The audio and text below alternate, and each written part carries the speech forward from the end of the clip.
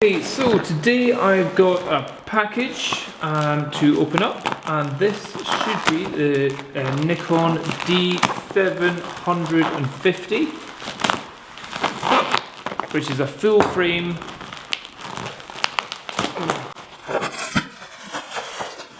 .24 megapixel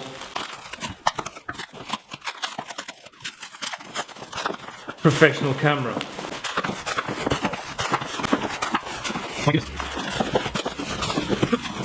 They sure do package it well. Okay, so box sounds a little bit funny. Let's open it up. So inside, what do we get? Certificate of warranty, a cleaning cloth, Nikon software. Won't be using that. And then let's go into the box. Plug. Good. UK plug. Very interesting battery holder. Never had one like that before. Micro USB cable, Nikon strap, eyepiece, and a European adapter. Okay, and then here comes the body. That's probably the easiest packaging I've ever had. Yes, well done. Nice, easy packaging to deal with. And now, got the D700. Bingo. Got a little protective screen on the back. Cool. Battery already in. Is it ready to go? Sure is. Choose our language, choose our time zone, day, month, year. That's how we like it. Daylight savings on. I'll sort all this stuff out now.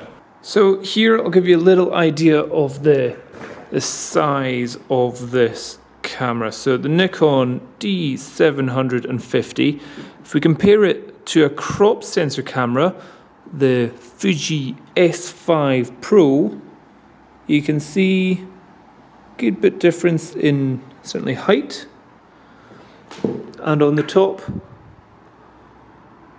definitely depth is a little bit different as well. And then if we go to a really small cropped camera, the Canon 550D, look at the size difference of that compared to the Fuji. But if we have them together, the Nikon is a fairly small little camera. Let's put the Fuji there, Nikon there, and from on top, the Nikon looks a lot smaller. Right, let's just go for a straight off review. I've stuck on my Tamron 24-70 lens on it, and if holding this as you do, is it fingerable? Yes, that's a nice sturdy weight in there. Already though, what I think is not actually that comfortable. This bit here is quite sharp in how quickly it comes out, and that's a little bit sore on this finger. So if you're holding it with one finger up here, the weight of this lens, a lot of it is resting on this bit hitting my finger. So straight away, ergonomically, the depth of the grip is good, but it's feeling pretty sore here. I don't mean to do that. In terms of just turning it on, seems easy enough. I'm liking the 2 memory card slots, SD cards. I'm happy with that. 2 cards, great. I put in a class 6. Trying to do a format, and a format should just be holding these 2 buttons, I'm guessing. Hold them down for a second. Formatting. Hold them down again. Cool. Yeah. So it's if you're used to Nikon cameras, then this will be working absolutely fine. Loads of things at the side for headphones, mic, HDMI, remotes, all that good stuff. Bracketing flash. If I press that button, nothing happens. Oh, because I'm in auto. Sorry about that, people. So to get out of auto, now this is something I'm finding annoying already. For me to change the setting, I can't turn it. I need to press down with that, and so that's a 3-finger job. I need to use 3 fingers. 3 fingering.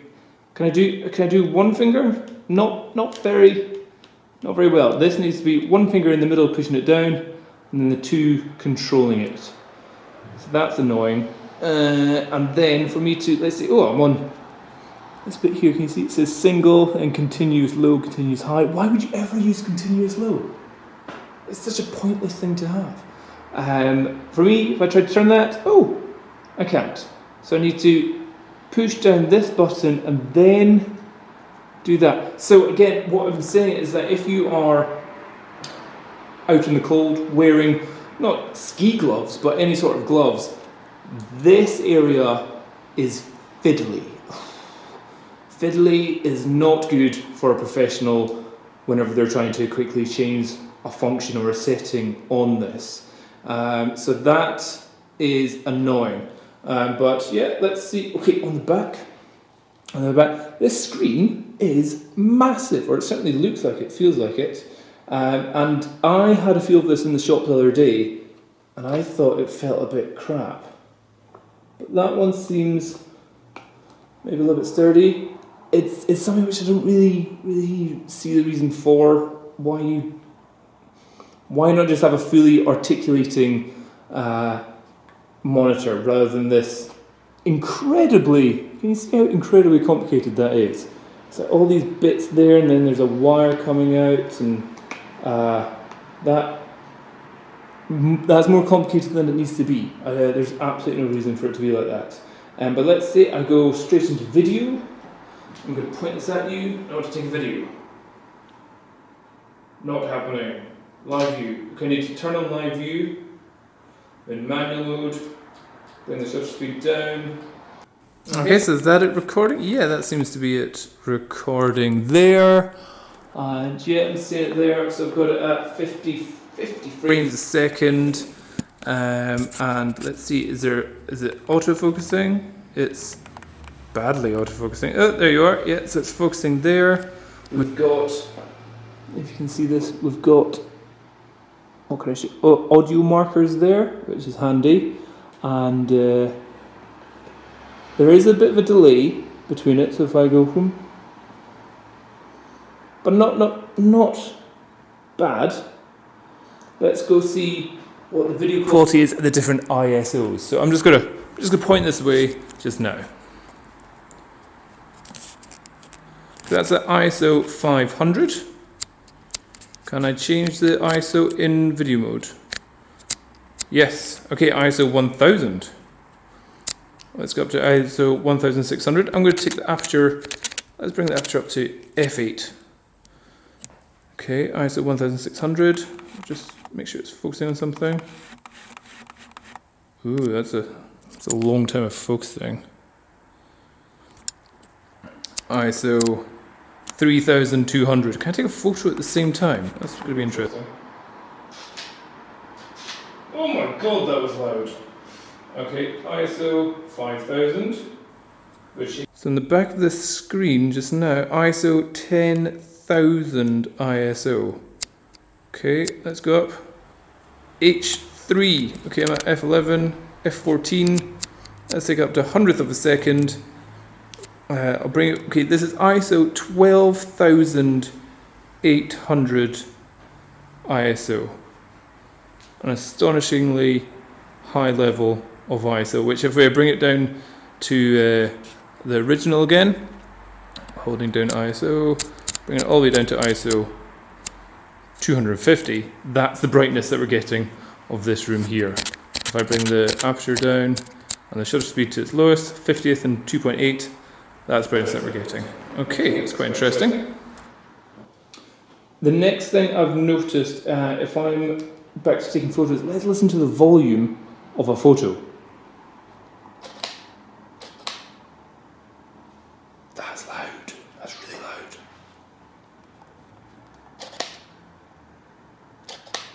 Huh? Right, it's... If I keep my finger down, nothing else is happening. Maybe that's what... Oh no, I'm on quiet mode. Jesus Christ, that's it, on quiet mode. Oh my god. That's not quiet. What's quiet C?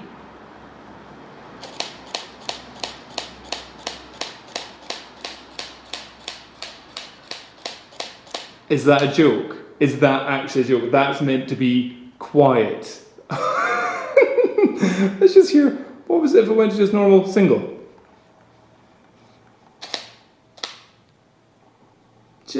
Just kind of the same. I'm okay. Straight out the box. Haven't looked into any of the menu settings or anything just now. Quiet is rubbish. Quiet continuous, just as rubbish. There's almost no, like, happily take those away. Let's see what continuous high sounds like. Now, let's see.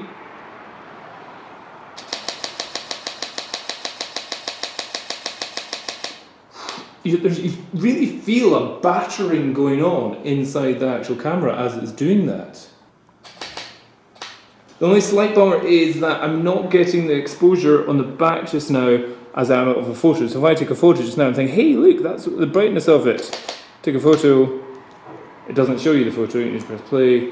Oh, it's totally black. So that's, there's obviously settings that you need to go into and play around with. So again, if you're thinking, hey, I need to rent this for a wedding, rent it for a couple of days beforehand to get the menu settings and to get it working exactly how you want it to work. But in terms of build quality, it feels pretty solid. Weight, that is hurting my finger already. ISO performance, I'm going to be looking at that on the camera, on the computer, but that seems to be pretty damn good. And the Q settings, but fiddly. So anybody who's got a Nikon D750 thinking, oh, I should go get the D750, I wouldn't. So far, in terms of build quality, feel, and fiddliness, for a lot of professional photographers, just needing to use 3 fingers for that can be a deal breaker, or having to go thumb down, and that's just fiddling for no apparent reason. And if you're used to having like the ISO setting somewhere up here, is actually just a button at the back down here. So that's just it's good. It's not as easy change from going from, for example, if you go from the Nikon D700 to the D800, I think that's a far easier transition. This one is going to require a little playing around, and it seems. And also this flash up here. Let's go to the best setting in the world, auto. Okay, so don't want to use flash. Ooh, that's pretty bouncy, and it's huge as well. Let's go. So we'll see how that all looks on the camera. So that was my first unboxing and testing of it. You can get it from Calumet for £1,799. I have seen it all the way up to about £2,200. I'm about to go do a whole pile more reviews and tests on this to see its strengths, its weaknesses. But at the moment, the biggest thing that's annoying me is that's a little bit painful on the finger. Minor things at the moment, but they are things. Okay, cheers guys, bye bye. And if you're wondering, I was lighting that up with the power blade. Ugh. Okay, on one last video, I've got it in auto ISO. We're shooting with the Tokina 11-16mm f2.8. We're at 1/25th of a second, and we're in the room lit only by these 2 lights. With the auto ISO, it's saying just now ISO 640. Now let's just see what happens when I turn these lights off. ISO 10,000, 12,000, 12,800 ISO we've gone up to, and look at how much that's changed. Suddenly the brightness is coming from the outside, but also how blown out the computer screen is. Lights back on, back down to 640 ISO. That's pretty cool. It's pretty powerful. Kind of smooth as well.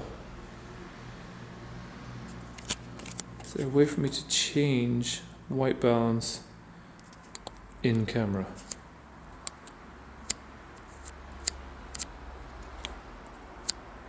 No.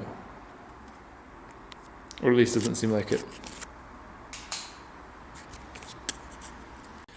Here I've got it in the manual setting, so all the same settings as before. 1/25 of a second, f2.8, 12,800 ISO. I'm just going to go up to high, or H 0.3, 0.7, H1. And it looks like there's some crazy lights going on all over the place. And then let's go up to H2. So that is about 51,000 ISO. And then put the single light back on. Blinding. Back down to ISO 1600. Oh, that looks good. Okay, so here are the photos straight out of the camera. I've got the raw files. As you can see, I can play around with the white balance quite happily, and I've done no adjustments to it whatsoever, and I've got the noise reduction down as well. So ISO 1600, I'm expecting this to be very good, and oh my goodness, that is looking very good. I would happily say no noise whatsoever at ISO 1600, and that's even with no noise reduction, which you would normally add, just even the basics. So perfectly clean images up to 1600. 3200, so this was one stop higher. Perfect. Just astonishing. Okay, 6400 in the raw file. Any form of noise reduction removed. Okay, 6400, I'm starting to see a tiny bit of color noise coming in. Bloody hell. The absolute finest amounts of green that you could possibly get. Noise reduction up to 20. Remember, these are 24. That you have no reason to actually add any noise reduction to that image whatsoever. Okay, so perfect images up to 6400 ISO. Here, 51,000 ISO. Did I miss a setting or something? 6,400. Then all the way up there. And then, okay, next one. What is it? 12,000 ISO. This is more than what the D750 could certainly do. And okay, teeny tiny bit of color noise. Bring that up to 26. Color noise disappeared, and what can only be described as super fine grain. Let's bring noise reduction up to 30. And that is that. Just I'd be amazed if I could get the Panasonic GH4 to give me images as smooth as that at ISO 200. That is astonishing. Okay, next one. So this is here. I added a whole pile of shadow enhancements, exposure up. And this is where you bring in a lot more extra noise. Oh, it looks like a disaster. I've added a pile of sharpening to it, sharpening down, luminance and color noise reduction up. The color one is probably the most obvious. Holy crap! Yeah, so I can push that pretty well, nice and easily. And then a last one, a ridiculous one, 51,000 to this is pretty gash. And it's becoming, but holy crap, that's so good.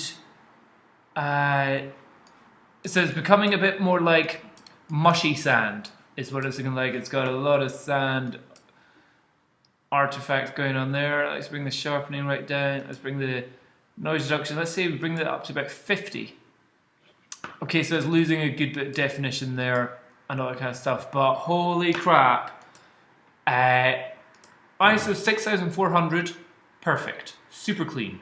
ISO, what's above that? 12,000 ISO. I would say 95% perfect. Yeah, you'll have no problems about printing that off. And then the last one, 51,000. So that must have been like an extra 2 stops or something. Yes, you can use that as well. That's mind mind-blowing. 51,000 ISO.